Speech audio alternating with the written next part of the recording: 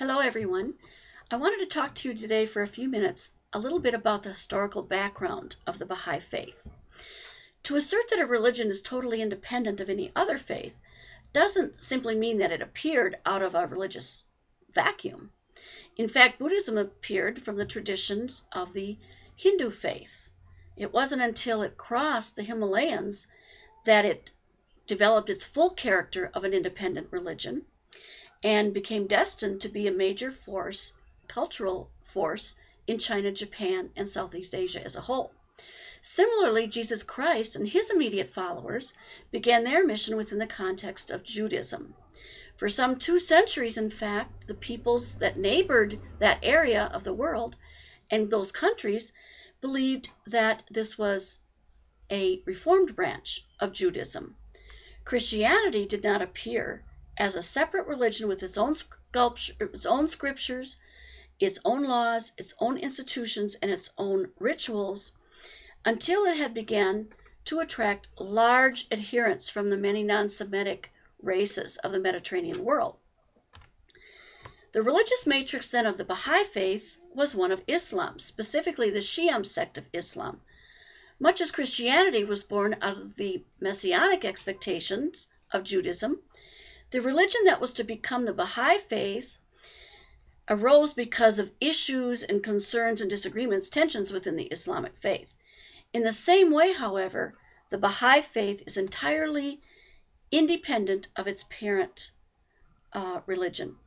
One of the features of the Iranian Shia tradition is that in the year 873, the 12th and last appointed imam, who was a child at the time, withdrew into what was termed concealment to escape the fate of his predecessors, that is, execution.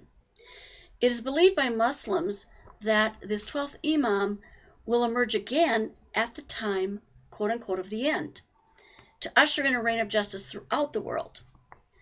The early 19th century, then, was a period of messianic expectation. This tradition had much in common with the Christianic expectation of the return of Christ and the Buddhist promise of the advent of the Maitreya Buddha, called the Buddha of Universal Righteousness. Among other titles Muslims have assigned to their promised deliverer are the hidden Imam, the Mahdi, which means the guided one, and the Qaim, which means he who has been promised, he who will be from the family of the prophet. The refusal of the final imam to name a successor implied that the matter now was entirely up to God. So it was believed and is believed by Muslims that the messenger or messengers of God would appear, one of whom would be the Imam, Mahdi, or Qaim, to direct the divine will toward human affairs. There were 2 influential theologians at the time, Sheikh Ahmed and his disciple and successor, Sayyid Kazim. And Sayyid, by the way, means descendant of Muhammad, so it's a title. They taught a doctrine that departed radically from the traditional and orthodox Shia belief. In addition to interpreting the Quran in an allegorical or literal way rather than a literal manner, the Sheikhis, as their followers were called and known, proclaimed that the return of the Imam Mahdi, the appointed deliverer and successor of Muhammad, was imminent, was going to happen at any time. Their teachings attracted widespread interest and aroused an air of expectancy, reminiscent of what contemporary Christians at that point were feeling. Groups like the Millerites, for example, that lived in Europe, in Haifa, Israel, and in America, which at the same time were eagerly awaiting the return of Jesus Christ. Before Sayyid Kazim died in 1843, he urged his disciples to scatter in search of the promised one, who would shortly be revealed. He pointed out that the year, according to the Islamic calendar, was 1260, or exactly 1,000 years since the disappearance of the hidden Imam. And the Bible also talks about 1,260 years. For one of the leading Sheikhis, called Mullah Hussein, The search ended abruptly in the city of Shiraz, Iran, on May 23, 1844, when he encountered a young man also named Sayyid Ali Muhammad, who announced that he was the promised one. This claim was set forth in a lengthy document, which became the foundation stone of what was to be called the Bahá'í faith. This document identifies the author as a messenger of God, in the line of Jesus, Muhammad, and those who had preceded them.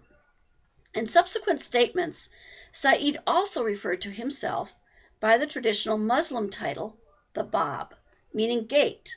It was apparent, however, in his writings, though, that he intended a spiritual claim very different from that of any which had previously been associated with it and with the Islam faith. And it was out of this tradition that the Baha'i religion and its forerunner, the Bahá'í faith, appeared in the early 19th century, or in the mid-19th century. The charm and force of the Bab his personality, together with his extraordinary capacity to reveal the meaning of the most confusing and abstruse passages in the Quran, prompted Mullah Hussein to declare the faith.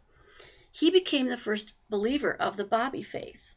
In the next few weeks, 17 other seekers accepted the faith and claimed to be followers of the Bab.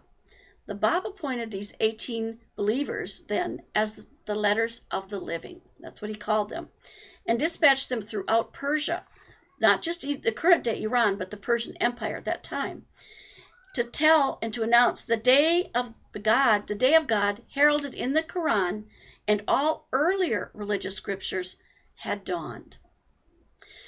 You have a great deal of reading this unit about the Bab and Baha'u'llah and their teachings, missions, writings, and so forth. So I'm not going to talk to you anymore or provide any lecture notes on them. So I want you to just go ahead and read the writings that you're assigned, and to go ahead and view the videos, and then to follow up with discussions and responses on the posting forum for this week.